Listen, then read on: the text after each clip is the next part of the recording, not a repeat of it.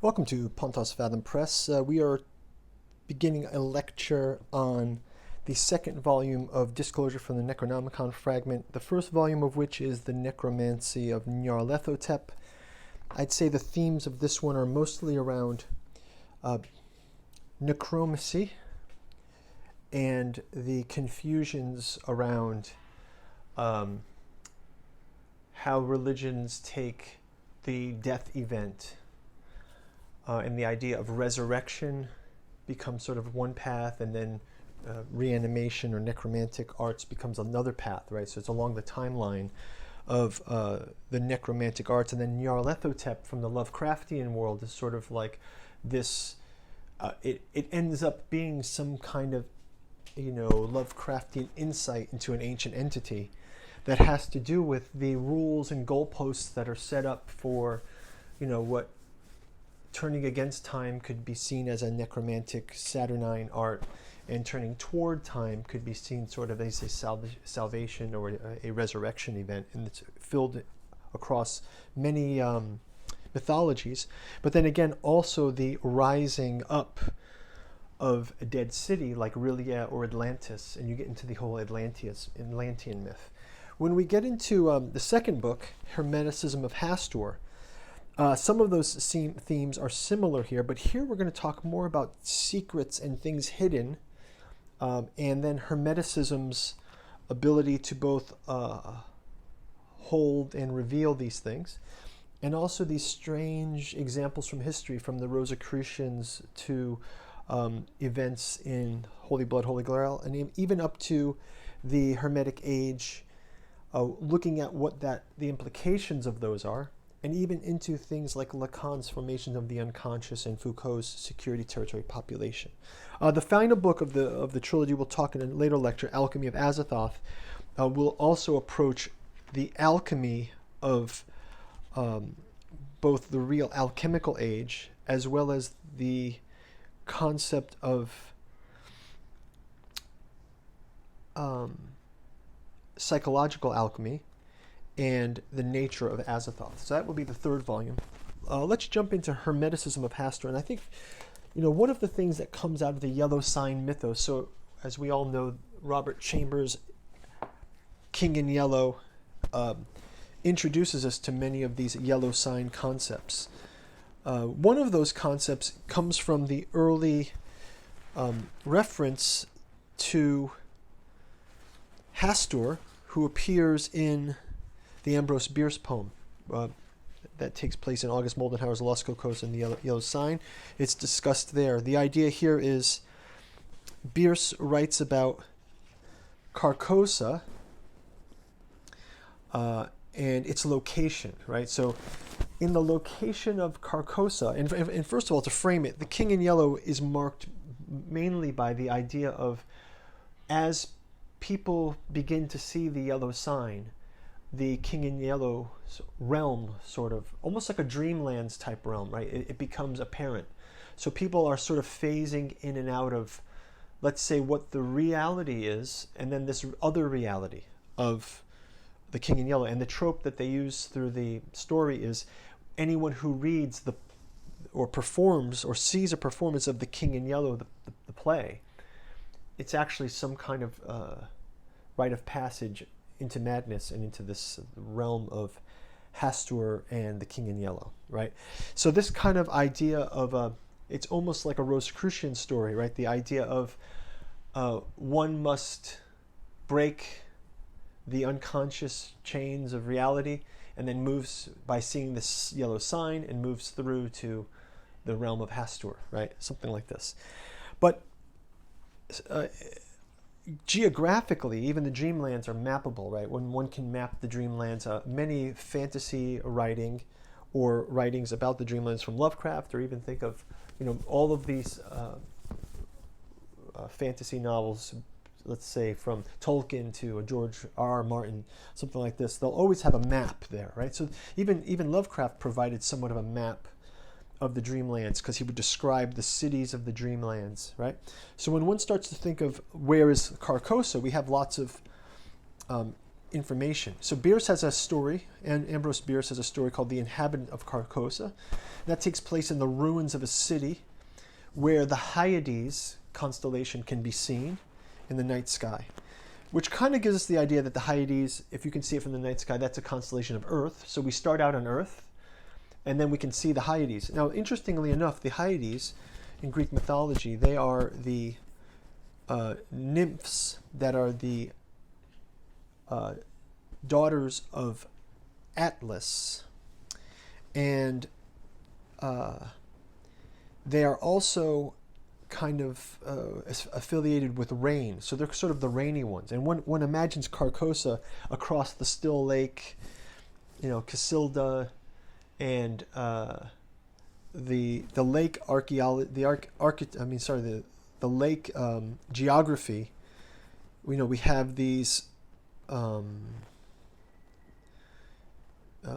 Lake Halley is called out, right? So the idea is, in the rain, foggy rain, across Lake Halley, a ghostly mirage city called Carcosa becomes viewable. And this is like a reflection or an archetype of sorts, right?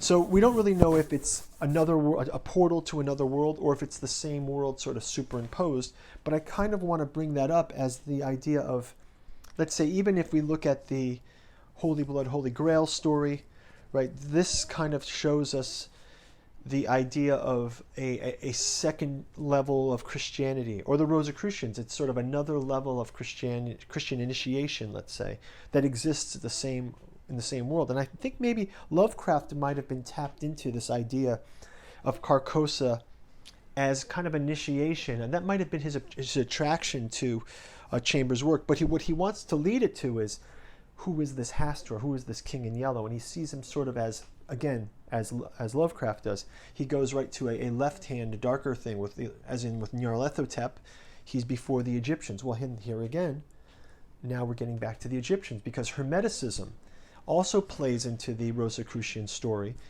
And there's a sort of, it seems that we get these archaeological strata of history, where these different mysteries sort of appear, and they are rooted back to a deeper understanding of reality, right? Another interesting thing that I think is that on this dreamland in the play, Carcosa is seemingly in another dimension, or in some kind of strange reality, whether it's a dreamland or another planet. There's twin suns, there's many moons, the sky has black stars, which kind of evokes the Dead Sons 11 novel, right? The William Mitchell novel, Dead Sons 11, in which there are black hole beings at the end of time, and that they are sentient black holes. So basically it's a dim red sky with pinpoints of black holes in the middle of it, as opposed to little pinpoints of light. So we're sort of getting a cosmology here, a fantasy cosmology, but it's more of the setting of how to describe the dual nature of this world and the other world. So the sky has black stars. They somehow shine in the darkness, or the night somehow is seen through them. So it's darker than the darkest, or something like this. But Carcosa in the play is either the ruined city of the tattered king in yellow, or maybe it's actually, once it's brought into focus, it's the current home of the king in yellow, and maybe that's someplace either in the Dreamlands or on another planet even, right? So there's something very obviously it's fantastical, and there's been lots of speculation on this. For example, some writers or some speculators in this area think of it as an alien sun, an alien star, perhaps in another dimension, or even associated with things like the star Aldebaran. There is a theory out there, though, that it has to do with the Dreamlands, and that it was a dream reflection of Earth. So this kind of brings us into a Rudolf Steiner kind of eighth sphere space, where the idea is maybe this is a lost dream of a lost civilization from ancient times, and it's the yellow sign is the last indicator of this. And this dream has been taken away from the physical Earth, and one must pass through by the yellow sign and able to see Carcosa's spires, rising above the moon, as it were. To unite various ideas of what is the true sight, right? The true gaze. And I think a lot of this kind of ties into psychological conversations, because, a lot of this sounds a lot like what the unconscious structures are. So we've got Lacan here as a reference for that. And then we also can think about it politically, in a sense, too, where you have, Rosicrucianism, while it was a spiritual movement, there's also a political angle to it, where it's kind of got a counter-reformation to it, to the dogmatic doctrines of maybe the papacy. Again, we see a papal Holy Blood, Holy Grail, a revisionist story. And then even the Hermeticism itself, there's some confusion around the Hermetic texts. Are they dated to be 1st century AD? But they are believed to be Egyptian. And then, as we talked about in the Necromancy of Nyarlathotep, perhaps they actually do refer back to an Atlantean time, like the Emerald Tablets or something like this. So going to Hermeticism of Hastur's next topics, we can talk about the pastoral in Foucault. So Foucault, when he talks about the pastoral, so we have this elements of we have the pastoral. I think Foucault talks about it in Security, Territory, Population. And I wanted to touch on some of those points, because analysis of the pastoral.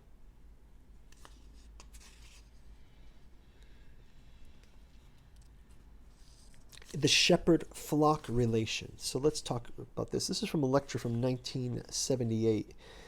And it's talking about the shepherd-flock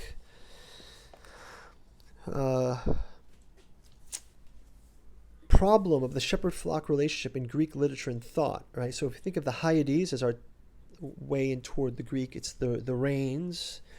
And in exploring the theme of governmentality, he has begun an extremely vague sketch, not of history, but of some reference points that allow us to shed a little light on what I believe is called in the West the Pastorate.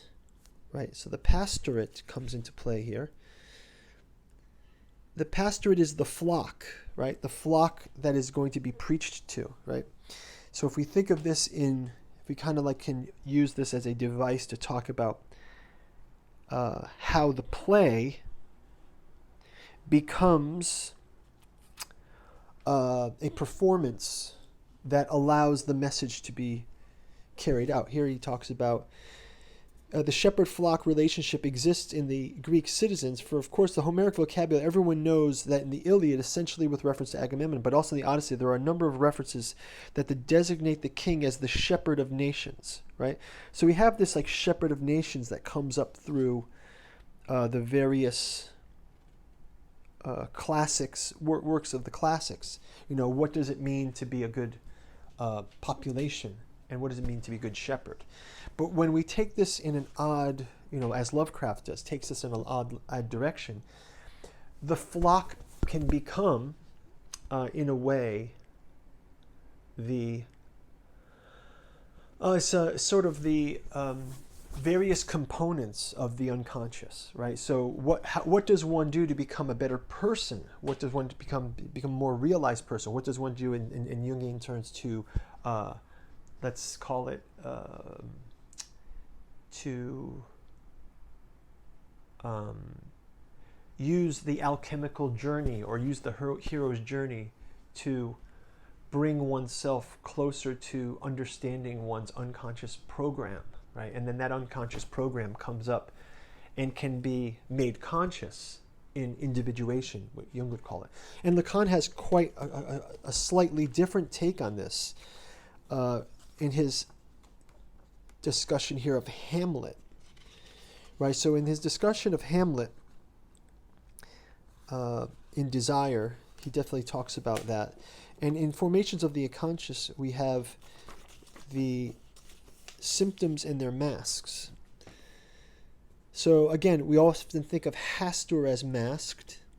What is it that the Freudian discovery emphasizes at the outset, it emphasized desire. What Freud essentially discovers is that he apprehends every kind of symptom, whether they are pathological symptoms or whether it interprets them and presented itself in more reducible normal life, namely dreams, for example, is always a desire. So dreams equal a desire. So the dreams of lost Carcosa and the signs for those become apparent when one begins to do the work of the psychological work. And maybe we can talk about that dream of the butcher's wife, on how that's the butcher's wife is an example of lack, right? So there's the dream is not to have it realized, but to long for it, right? And that lack becomes that longing, and that the separation of that journey held in stasis sort of keeps one ever hopeful, maybe in the case of the butcher's wife. She's ever hopeful to have her caviar, and yet he never brings it because it would never live up to her expectations, right? And sort of this sort of touches into that madness of having the play performed. Like, it's sort of in the mythos of Robert W. Chambers. It seems that this play exists out there, kind of a bit like Sam Elliott's Sam Neill in the Mouth of Madness, right? Where somehow the real world and this other version of the world are already at hand, just needing some kind of liminal space to move from one to the other. And I think we see these played out, let's say it in the Holy Blood, Holy Grail story. So in this story, we have the investigation of the Holy Grail as a quest, but it quickly turns into an alternate history where they realize another interpretation of the word Holy Grail, which is Sang Grail, is Sang Rael, which is the Holy Blood, and hence the title. We have the title shows these two worlds. So what happened was the Holy Bloodline that they purport to Jesus and Mary Magdalene. The Holy Bloodline of Jesus and Mary Magdalene is actually what was the Holy Grail. So it's a bloodline that's being hidden by a story of a cup and a quest and things like this. So it's you can start seeing that creates these two layers of narrative. There's what the real story is, in the case of Lovecraft, the world of lost Carcosa. And then what's in the reality space? So it's just a religion. It's people going mad, hearing a play, something odd happening in the real world. But they're both these devices to somewhat simulate initiation. So you can see that the secrets of the unconscious also become the secrets of what the yellow sign, in let's say in Lovecraft's world building and story building, what he liked about Chambers' world building is the idea that the secret was right there, it just needs to be unlocked, right? And that unlocking of the secret through the device of the play of madness, right? There's always a device. This just becomes sort of a psychological event, right? But we see this taken deeper when you look at something like Otto Rahn's search for the Holy Grail, and then it becomes implications of the power structures, right? And then we're back to Foucault. So the idea here is, oh, wait a minute. Rosicrucians were also political and spiritual initiates. So there's an overlap between what the Good Shepherd will allow for society, given some deeper known histories, given some deeper known initiations, right? So the madness of Hastur's world cannot be allowed. But a valve sort of gets released when the play gets published.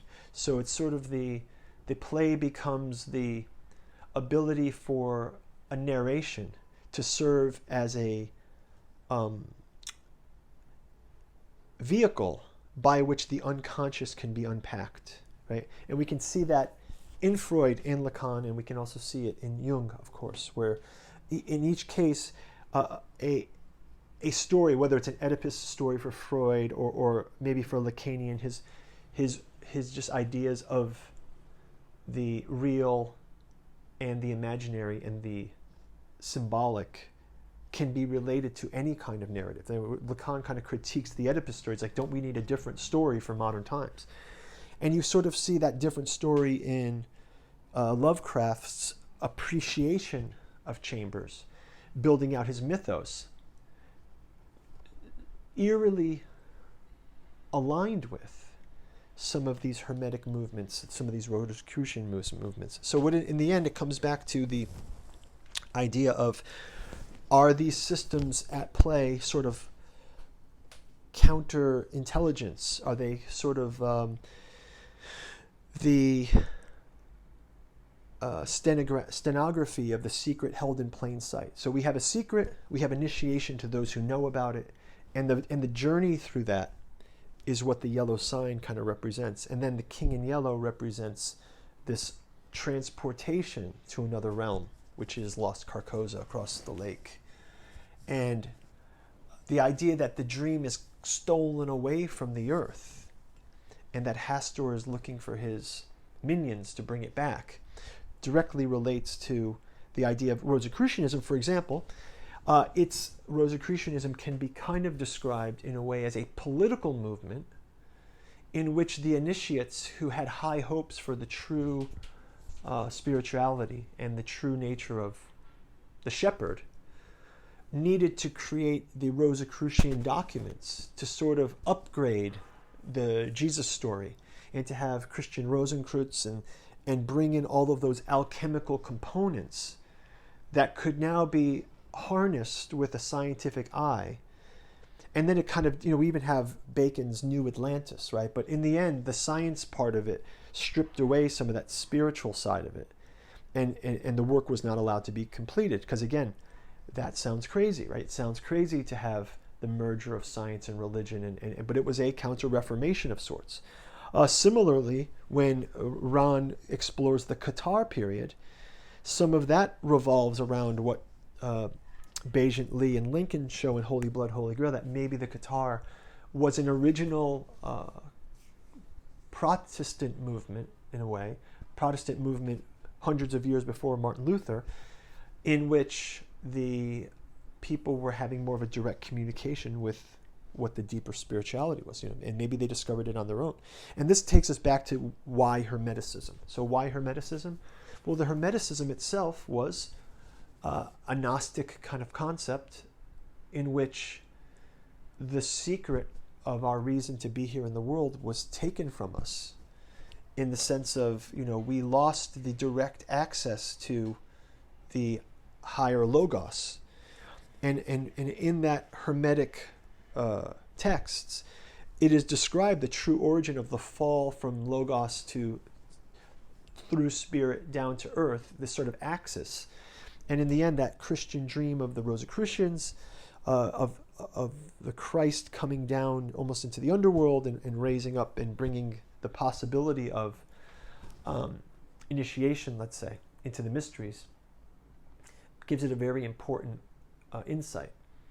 But it's quite different than the path that, let's say, the Catholics took in the formation of the church. It became very much so a church of, the Augustines, city of God, so as above, so below, trying to bring the structures of the shepherd upon the reality, as opposed to the etheric or astral aspects of maybe what the Atlanteans might have known, which leads you quickly to this idea of the madness, right? What is that Atlantean madness?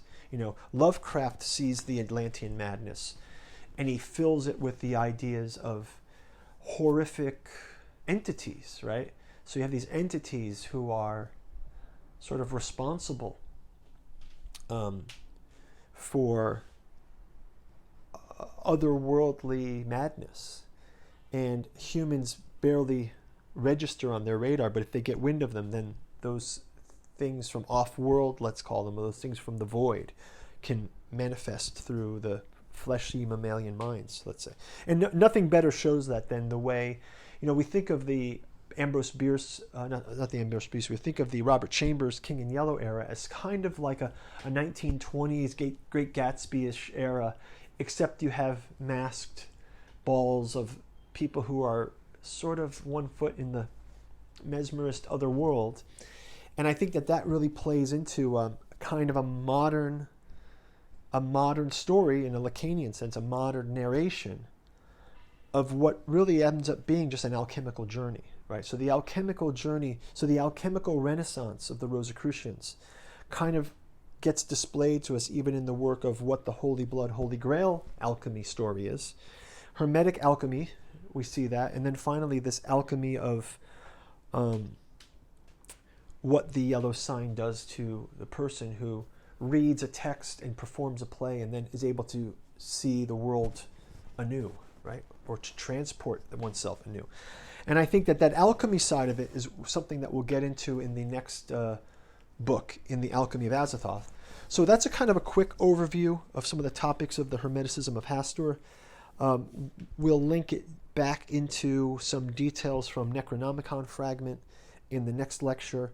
And we'll kind of go deeper in each of these introductory silos that we did this time. So maybe you can look forward to a Hastur and the Rosicrucians, a deep dive into the Hermetics, the Autoron, Holy Blood, Holy Grail kind of component of it.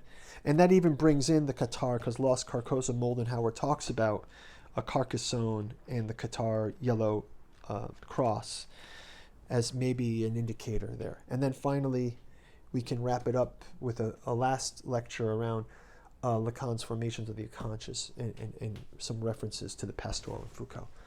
Okay, thanks for listening. Bye-bye.